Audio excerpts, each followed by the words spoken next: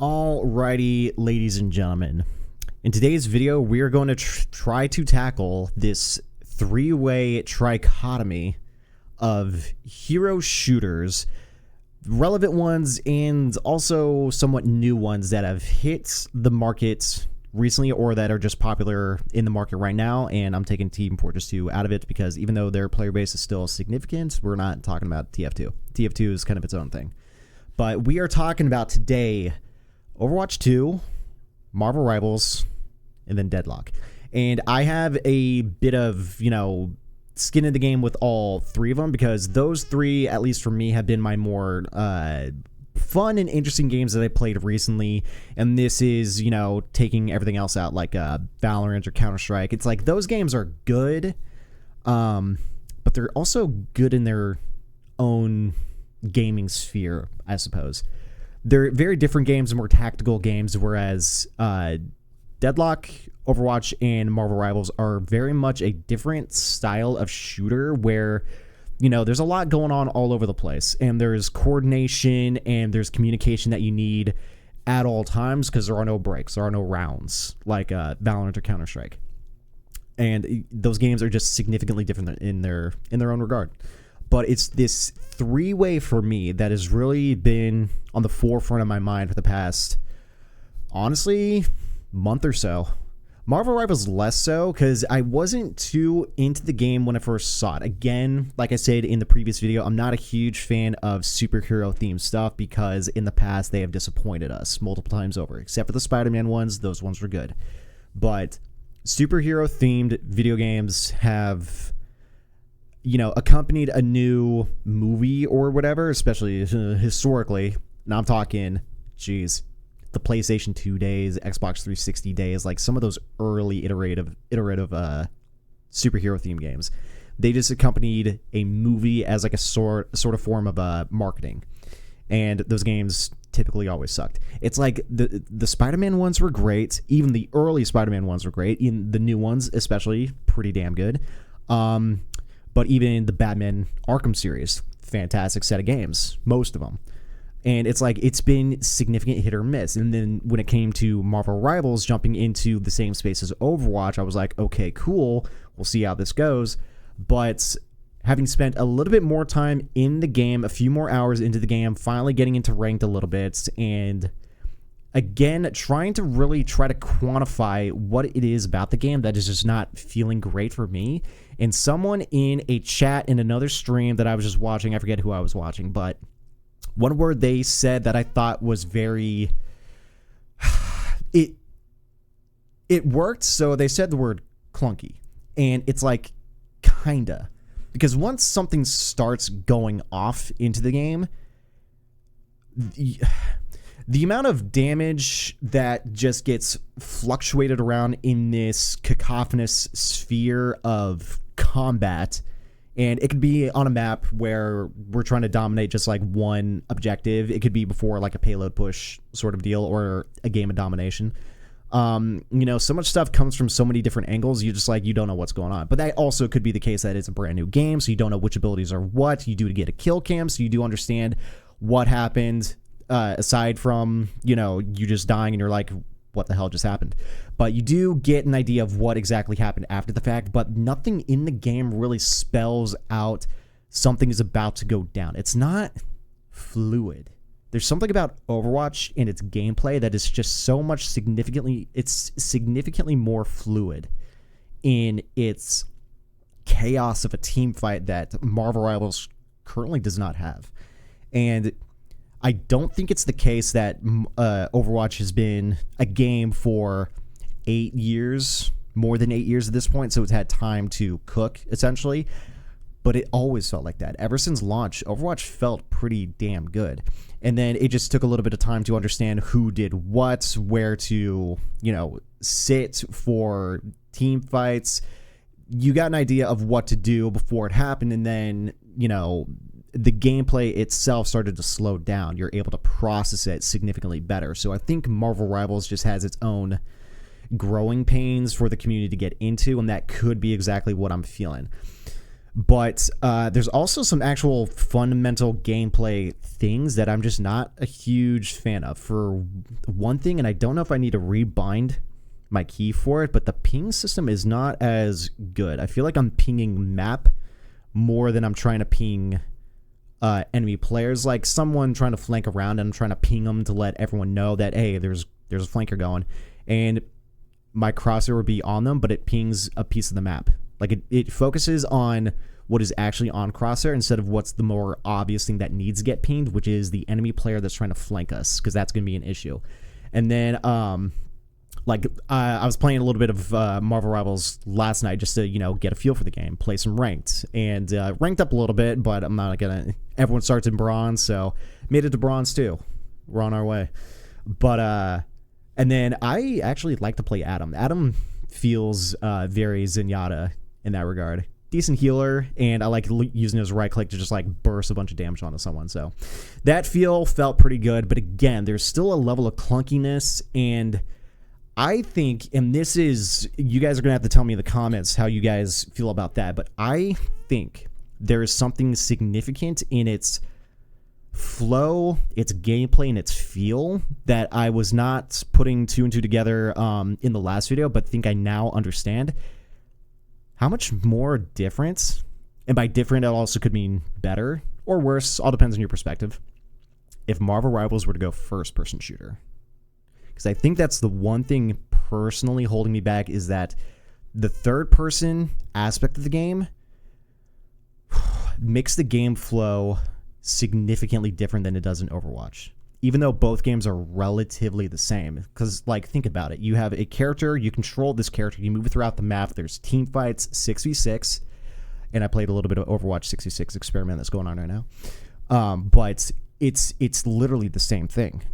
You got a bunch of abilities, you got ultimates that are charging, you got your basic attack, you got your melee, some characters have a alt attack, some don't, it's whatever, but it's third person. That camera zoom out lets you see so much more of the map and gather so much more information than you otherwise normally would. So you're able to play the game in a little bit more of a, I guess, more slower pace than in Overwatch. And the more information you're able to gather, again, it makes the flow of the game so much more different than it would be in first person. Because in Overwatch, and I was playing a little bit of Overwatch today and I was playing 66 Overwatch, and I was playing a little bit earlier today, and the game is so much more fast-paced and on edge, and you need to be paying attention a lot more. And the game is significantly cleaner. And again, that could be just because of the fact that it's a game that's been around for 8 years comparatively to Marvel Rivals. But no, there's something about first-person to third-person. It's just a different beast in and of itself. And it's the informational stuff, but also there's less mouse movement, I've noticed. When you're third person, you don't have to necessarily go super far, especially when all the players are just like clumped together. It seems more forgiving on the mouse aiming aspect of the game comparatively. Now, unless you're playing like a hyper moving character like Spider-Man or Black Panther, where you're just like going all over the place, then I feel like your mouse is going to be all over the place. But for anyone else who's just like raw shooting, and again with Adam, it's like I didn't have to look anywhere. The game felt significantly less stressful, where I had to keep an eye on whoever and punish whoever, or try to peel for a teammate, or get myself out of a situation. There felt like less for me to do in Marvel Rivals compared to Overwatch. Now I'm playing, Ana and Overwatch, which is basically the same deal. It's like you've got some decent value with your kit, but you've got no movement. So your positioning needs to be really good. You need to keep an eye out where you're getting flanked on either side. You need to land your shots when you need to, request assistance, and hopefully peel for some teammates if you can. But the amount of stress in a game of Overwatch, even in 66, which, yes, 66 Overwatch, significantly less stress, especially in the support role, than in 5v5, I would say. It felt like original Overwatch. It felt pretty good to go back to it a little bit, especially when all the balance changes went back to not classic Overwatch, which we had before, but we'll see in the future how like iterative they bring this 66 format into the game, and you know, we'll see whether or not it's going to take over 5v5. But no, it's like those bits about the two games is really what's spelling out the difference, and more or less the reason why I'm not a huge fan of how Marvel Rivals flows. Like, I can't put it any other way. When you play a game, you get a feel for it, and it's all of its individual aspects just hitting you, and it's like that will be the make or break point as to whether or not you're going to keep playing the game. And yeah, honestly, right now, just on a gameplay perspective, regardless of who made what game, their history, whatever, Overwatch just feels better than Marvel Rivals. There, I said it. Now, back to the trichotomy with Deadlock. That is also another game that I'm really looking forward to playing in the future once it moves into its beta phase, once it moves into its release phase. That game, third-person shooter, so we're talking a little bit of Marvel Rivals coordinating with that game, and so that it's third-person. There's something about the third-person and the first-person aspect when it comes to shooters. And I'm starting to see it just looking at all three of these games by themselves. So this begs the question, if Marvel Rivals were to move into a more MOBA aspect instead of a hero shooter aspect, I wonder how much different that would be. Because what Deadlock is really introducing into its game, into its gaming sphere as well, is a very sort of chaotic shooter, but with more movement, more fun movement, I would say. That's one thing that's really fun about Deadlock, is not just being able to land shots, because I'm also playing Great Talent in that, so I'm going full archers. We're doing a Hanzo into Great Talent into Hawkeye, so bow and arrows all over the place. I don't know what to tell you. Bow and arrows in video games is just a fun time, but it's like landing the shots after consistent movement, bouncing around the game. I don't know. And then also having fixed points for those objectives in a 4-lane pushing 6v6 MOBA sort of game. There is something there. Like, I'm telling you guys, there is something to that game. And I'm kind of curious what's going to happen in the future with a game like Deadlock once it goes more open beta, because right now it's still in its closed invite only alpha sort of deal, which they need to, you know, kind of iterate it and push it past where it is right now so that it can go into more like an open beta and we can get a good tell from the rest of the community. Because I think a lot of people have played it a little bit. They kind of like, meh, I'll come back later when it gets more update and stuff like that, which I totally feel. It's done some significant iterations since, August, when the invite alpha started. But when it hits that, I'm curious what the community is going to feel, and is anyone else going to talk about this, like, again, this three-way trichotomy between Overwatch, Marvel Rivals, and Deadlock. There's something there with those 6v6, and that's another, like, tether that's putting all three of these games together, is that all three of them, except for Overwatch 2 is 5v5, but also 6v6, I think is something that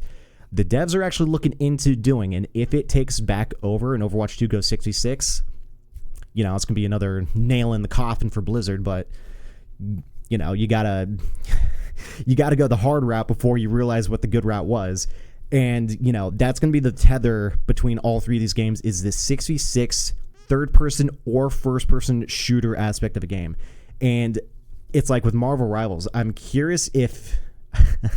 again, just like the last video, I'm curious how this game is going to perform, you know, the next couple of months into, you know, June 2025, where the player base is going to be, what additional iterations to the gameplay they're going to add, new maps, new characters, and all that stuff. Are they going to add a PvE mode to kind of, you know, get one over on Overwatch, where they kind of just blundered the game quite a bit?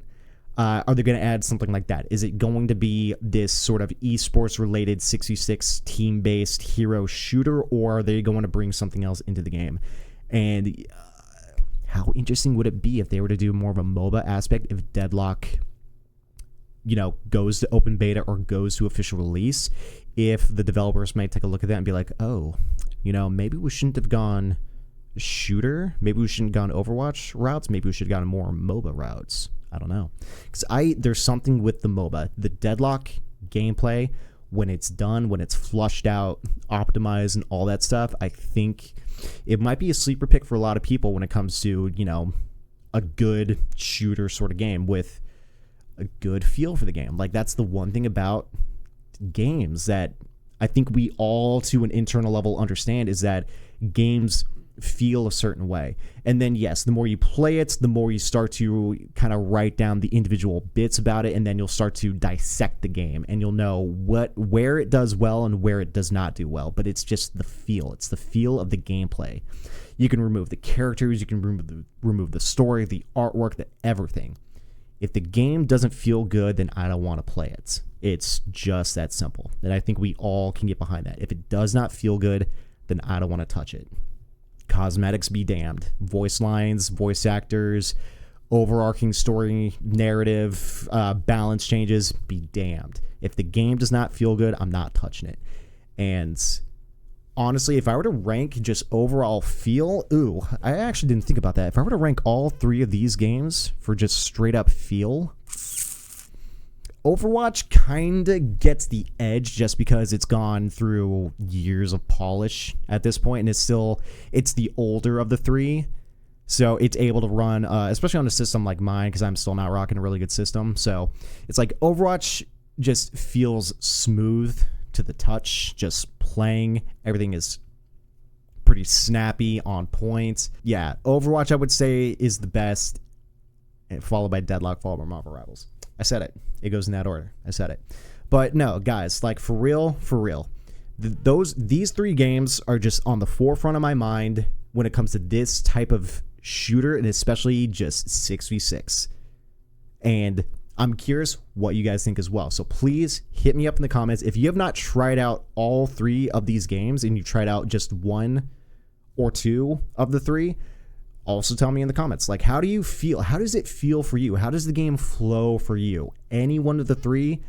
And is there something here? Like, the next couple of months, next couple of quarters, like halfway through 2025, we're going to find out where all three games sort of arrive. Is Marvel Rivals going to maintain its, I've got its SteamDB population up right now, 364. It's not even at peak time right now, and it's climbing. Yeah, 375. There we go. I needed to refresh the page. It's going to 400,000 concurrent players. So is it going to maintain a high concurrent player count? Is Overwatch 2 going to revert its 5v5 and go to 6v6? Is Deadlock going to take over the market a little bit once it goes into open beta or official release? Where are these games going to be at in the next 6 months? Is there going to be a fourth game that just comes out of left field, like I said in the last video? Is there going to be a new game that's just like, hey, we're here as well, trying to take up some of this market? What's going to happen? I have no idea what's going to happen, but I'm here. I'm excited for it. It's been fun playing all three, and yes, like I've said, I'm very interested to see where all three end up in the next couple of quarters. So yeah, be sure to hit me up in the comments and let me know what you guys feel about the games, or if there's another game out right now that you guys are playing more. Like, if you guys are playing Valorant more than any one of these games and you just can't be bothered, let me know. I'd be curious to know, because Marvel Rivals was just off my radar until it just blew up on the internet. Deadlock, I knew nothing about. Yeah, I knew nothing about until a friend of mine sent me an invite. And then, of course, I've been on Overwatch since 2016 with, times off in between because they piss me off more Blizzard than anyone else. But be sure to let me know in the comments, guys. I would really, really appreciate it. And again, thank you guys so much for watching the video. I appreciate it. If you guys enjoyed, be sure to give it a like. Be sure to sub for more. And be sure to hop into the channel Wednesday, Thursday, and Friday for some live streams, whatever game we're playing. So I'm out of here, dudes. Thank you guys again so much for watching the video, and I will see you guys next time.